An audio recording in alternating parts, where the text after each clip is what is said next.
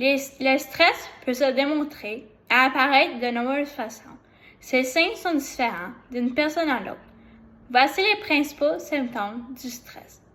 Une difficulté à se concentrer ou à prendre des décisions, des pensées négatives qui sont régulières ou des inquiétudes qui sont constantes, un trouble dans la mémoire à court terme, une rumination mentale ou une agitation intérieure. Les ruminations mentales sont des pensées répétitives, envahissantes et souvent négatives qui tournent constamment dans la tête. Elles concernent des erreurs passées. Par exemple, pourquoi j'ai dit ça? Des inquiétudes par rapport à des événements futurs, des regrets ou des scénarios imaginaires. Le stress peut également avoir un impact sur les émotions. Voici quelques symptômes émotionnels.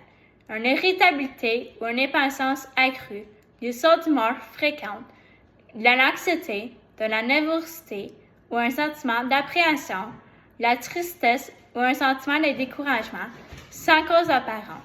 Le stress qui n'est pas bien géré peut aussi avoir des symptômes physiques tels que de la fatigue chronique, même après le repos, un mal de tête, des douleurs musculaires ou des tensions au niveau du cou et dans le dos. Un trouble de sommeil comme de l'insomnie, un sommeil agité, des palpitations, des sueurs, des nausées ou un trouble digestif. Parfois, certains symptômes comportementaux se présentent soit comme de l'isolement social ou repli sur soi, un changement sur les habitudes alimentaires, par exemple manger beaucoup ou peu, de l'augmentation de la stimulation de l'alcool, du tabac ou des stimulations, une baisse de productivité ou d'intérêt pour les activités habituelles. Le stress chronique peut définitivement affecter la santé mentale et physique à long terme d'un individu. Voici quelques causes du stress au travail. L'organisation du travail peut être un facteur. Une surcharge de travail lorsqu'il y a trop de tâches à exécuter ou que les délais pour les tâches ne sont pas réalistes. Un manque de clarté dans les rôles ou responsabilités. Il y a un manque d'autonomie dans la prise de décision. Un arrêt de travail qui est imprévisible ou du travail la nuit répété. Les relations humaines complexes peuvent également être un instigateur de stress. Des conflits avec des collègues ou les supérieurs. Un manque de reconnaissance ou de soutien de la hiérarchie. La hiérarchie dans le milieu du travail est l'organisation des rôles, des responsabilités et des niveaux d'autorité au sein d'une entreprise ou d'une institution. Un sentiment d'isolement ou d'exclusion du groupe, une communication qui n'est pas efficace, pas claire ou autoritaire. Certaines personnes gèrent le stress mieux que d'autres. Il y a des facteurs individuels. Une personne qui est perfectionniste ou qui a des exigences personnelles élevées, un manque de confiance en soi, de la difficulté à faire la différence entre le travail et la vie personnelle, une peur concernant l'instabilité de l'emploi ou au changement. La culture de l'entreprise et l'environnement peuvent aussi avoir un impact sur le stress de ses employés. Un climat de travail où il y a une pression constante et une compétitivité constante. Une absence de possibilité d'évolution, les valeurs de l'entreprise sont en décalage avec les valeurs de la personne, l'espace de travail brillant, peu économique et n'est pas confortable. Maintenant que nous avons discuté des différentes causes du stress, voici des stratégies efficaces pour gérer le stress au travail. Des techniques individuelles, une respiration profonde et relaxation. Des exercices simples comme la méditation de pleine conscience. Cela peut réduire l'anxiété en peu de temps. Prendre des pauses régulièrement. Prendre des pauses de 5 minutes permet de reprendre l'énergie et de réduire le stress.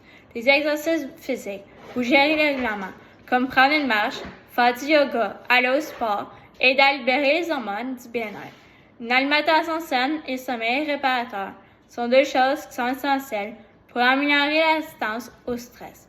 Une bonne organisation et priorisation est importante. Planifier sa journée, utiliser des listes de tâches et prioriser selon l'urgence est important. Dire non quand c'est nécessaire.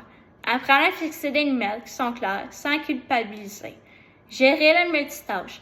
Se concentrer sur une tâche à la fois est souvent plus efficace. Cela est moins épuisant. Une bonne communication et un bon soutien sont primordiaux.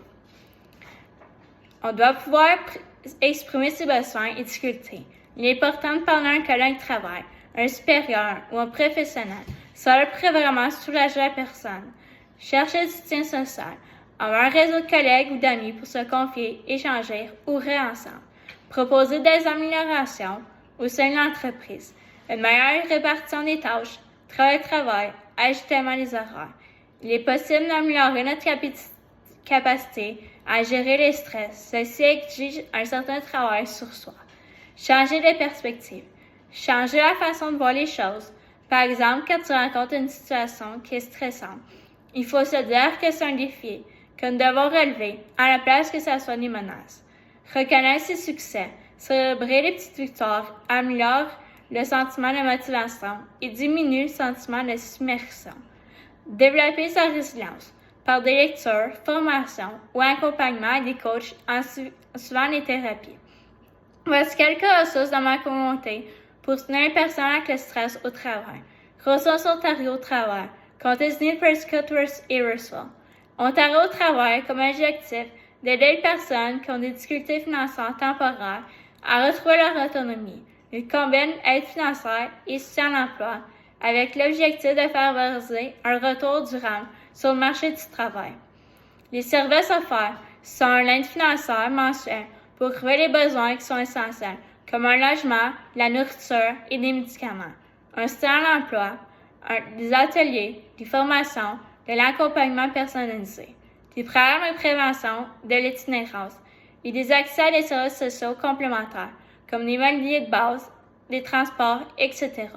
Le porter en ligne des prestations pour consulter le paiement, déclarer des revenus ou mettre à jour ces informations. Ressources section de travail du site en santémentale.ca pour Prescott Russell. Cette section a comme but d'offrir un accès centralisé à des ressources en santé mentale adaptées au contexte professionnel, que ce soit pour prévenir, comprendre ou gérer le stress, l'anxiété, les conflits ou l'épuisement au travail. Le contenu et services proposés.